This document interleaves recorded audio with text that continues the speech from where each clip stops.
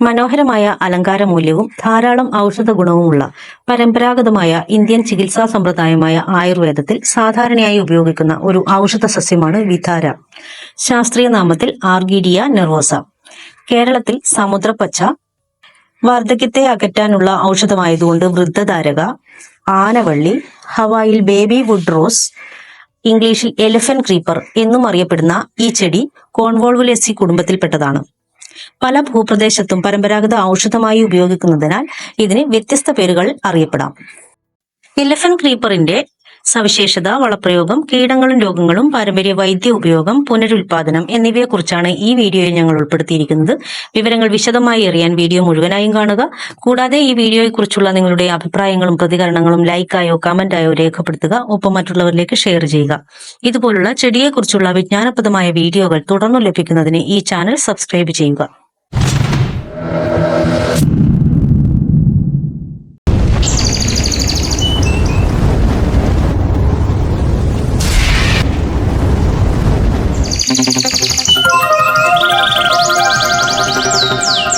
Indian ഉപഭൂഖണ്ഡത്തിൽ നിന്നുള്ള ഒരു climbing വള്ളിച്ചെടിയാണിതെങ്കിലും അൾഗീരിയ, നെർവോഡ, Hawaii, Africa, Caribbean എന്നിവയുൾപ്പെടെ ലോകമെമ്പാടുമുള്ള നിരവധി പ്രദേശങ്ങളിൽ ഇന്നിത് വ്യാപകമായി കാണപ്പെടുന്നു. പല പ്രദേശങ്ങളിലും ഇത് ആക്രമണകാരികളാണെങ്കിലും ഇതിന്റെ സൗന്ദര്യാത്മകതയും ഔഷധമൂല്യവും കാരണം ഇത് ഒഴിവാക്കാൻ കഴിയാത്ത ഒരു സസ്യമാണ്. അതുകൊണ്ട് തന്നെയാണ് ഇതിന്റെ വിവിധ തലങ്ങൾ പഠിച്ച് നിങ്ങളുടെ മുന്നിൽ ഞങ്ങൾക്ക് അവതരിപ്പിക്കേണ്ടി വന്നത്. സമുദ്രനിരപ്പിൽ നിന്നും 500 മീറ്റർ വരെ ഉയരുന്ന പ്രദേശങ്ങളിലെ ചതുപ്പുകളിലും നദീതടങ്ങളിലും ഇത് ധാരാളമായി വളർന്നു കണ്ടുവരുന്നു.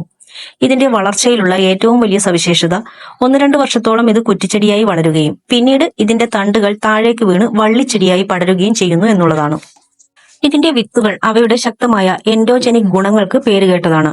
ഇത് ഉപയോഗിച്ചവർ മനഃശാസ്ത്രപരവും ആത്മീയപരവുമായ അനുഭവങ്ങൾ റിപ്പോർട്ട് ചെയ്തിട്ടുണ്ട്. ഇത് ഒരു രക്തശുദ്ധി ഉണ്ടാകുന്ന വാജീകരണമാണ്. ഇതിന്റെ വിത്തിൽ എർജിൻ പോലുള്ള വിവിധ എർഗോലിക് ആൽക്കലോയിഡുകൾ അടങ്ങിയിരിക്കുന്നു. ഇതിന്റെ ഉണങ്ങിയ വിത്തിൽ 0.325% സാന്ദ്രതയുള്ള എർജിന്റെ സ്റ്റീരിയോ ഐസോമറുകൾ കാണപ്പെടുന്നു എന്ന് ഒരു പഠനം റിപ്പോർട്ട് ചെയ്തിട്ടുണ്ട്. എർഗോമെത്തിൻ, ലൈസർഗോൾ, ലൈസർജിക് ആസിഡ്, മറ്റ് ആൽക്കലോയിഡുകൾ എന്നിവയുടെ സാന്നിധ്യം ഇതിന്റെ ഫാർമക്കോളജിക്കൽ ഇഫക്റ്റുകൾക്ക് കാരണമാകുമെന്നും അടുത്തിടെ നടത്തിയ ഒരു പഠനം വ്യക്തമാക്കിയിട്ടുണ്ട്. ലാറ്റിൻ അമേരിക്കയിലെ ഷാമാനിക് ആചാരങ്ങളിൽ ഇത് ഉപയോഗിച്ചിരുന്നെങ്കിലും നെർവോഡ പരമ്പരാഗതമായി ഈ ആവശ്യത്തിനായി ഇത് ഉപയോഗിച്ചിരുന്നില്ല. 1960കളിലാണ് ഇതിന്റെ സവിശേഷതകൾ ആദ്യമായി ശ്രദ്ധയിൽപ്പെട്ടത്. ഇത് വിവിധ ഔഷധ ആവശ്യങ്ങൾക്ക് ഉപയോഗിക്കുന്നുണ്ടെങ്കിലും ഇതിന്റെ ഉപയോഗത്തിൽ ജാഗ്രത പാലിക്കേണ്ടത് അത്യാവശ്യമാണ്. ഇതിന്റെ ഉപയോഗം മൂലമുണ്ടാകുന്ന പാർശ്വഫലങ്ങളും ഈ വീഡിയോയിൽ ഞങ്ങൾ പറയുന്നുണ്ട്. പരമ്പരാഗത ഇന്ത്യൻ സംസ്കാരത്തിൽ ഈ ചെടിക്ക് ആത്മീയമായി പ്രാധാന്യമുണ്ട്. കൂടാതെ ഹിന്ദുമതത്തിലെ പ്രധാന ദേവന്മാരിൽ ഒരാളായ ശിവനുമായി ഇത് ബന്ധപ്പെട്ടിരിക്കുന്നു. അതുകൊണ്ട് തന്നെ ഭാരതീയർ ഈ ചെടി പലപ്പോഴും പൂന്തോട്ടങ്ങളിലും ക്ഷേത്രത്തിന്റെ പരിസരങ്ങളിലും ഇതിന്റെ സൗന്ദര്യാത്മക ആകർഷണത്തിന്, ആചാരവിശ്വാസത്തിന്റെ പ്രതീകാത്മക മൂല്യത്തിന് വേണ്ടി വളർത്തുന്നു. ഇതുകൂടാതെ ആയുർവേദ, സിദ്ധ തുടങ്ങിയ പരമ്പരാഗത വൈദ്യശാസ്ത്ര സമ്പ്രദായങ്ങളിൽ ഈ വള്ളിച്ചെടിക്ക് നീണ്ട ചരിത്രം തന്നെയുണ്ട്. വലുതും ഹൃദയാകൃതിയിലുള്ളതുമായ ഇലകളുള്ള, തിളങ്ങുന്ന പച്ച നിറത്തിലുള്ളതും കാണ്ഡത്തിനൊപ്പം മാറി മാറി ക്രമീകരിച്ചിരിക്കുന്നതുമായ നല്ല രീതിയിൽ പടർന്നു കയറുന്ന ഒരു വള്ളിച്ചെടിയാണിത്. ഇതിന്റെ പൂക്കൾ കുലകളായി വളർന്നു കാണപ്പെടുന്നതും നല്ല സുഗന്ധമുള്ളതുമാണ്.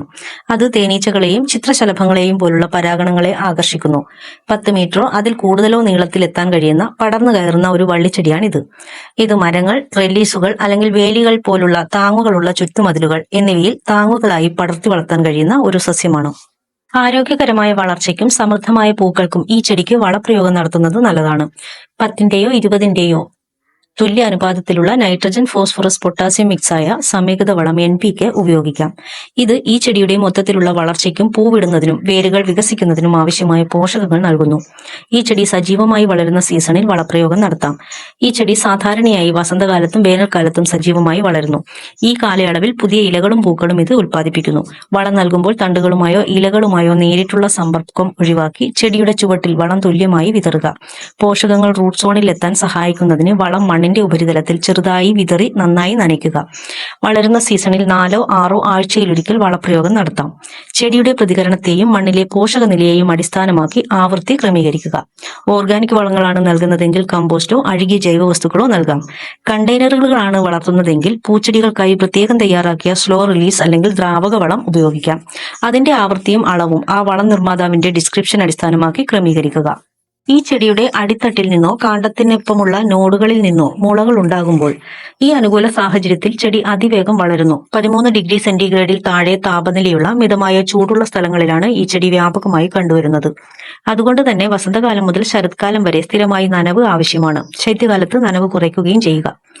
മിതമായ ഫലഭൂയിഷ്ടമായതും ഈർപ്പമുള്ളതും എന്നാൽ നല്ല നീർവാർച്ചയുള്ളതുമായ മണ്ണിൽ പൂർണ്ണ സൂര്യപ്രകാശത്തിലും ഭാഗിക തണലിലും ഇത് നന്നായി വളരും. ഈ ചെടിയുടെ ആരോഗ്യകരമായ വികാസത്തിനും ഓജസ്സിനും 6 മുതൽ 7 വരെയുള്ള ഒപ്റ്റിമൽ pH ലെവലാണ് ഏറ്റവും അനുയോജ്യം. മുഞ്ഞ, ചിലന്തിക്കാശ്, വെള്ളീച്ച, മെലിബഗുകൾ, കാറ്റർപില്ലർ എന്നിവയാണ് ഇതിനെ ബാധിക്കുന്ന കീടങ്ങൾ. വിഷമഞ്ഞ്, ഇലപ്പുള്ളി, വേരിചീയൽ ഇവയാണ് ഈ ചെടിയെ ബാധിക്കുന്ന രോഗങ്ങൾ.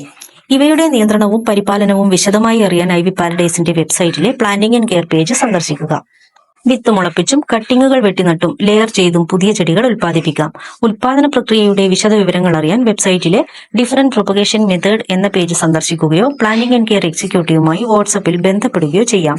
ഈ പേജുകളുടെ ലിങ്കും പ്ലാന്റിംഗ് ആൻഡ് കെയർ എക്സിക്യൂട്ടീവിന്റെ നമ്പറും ഡിസ്ക്രിപ്ഷൻ ബോക്സിൽ കൊടുത്തിട്ടുണ്ട്.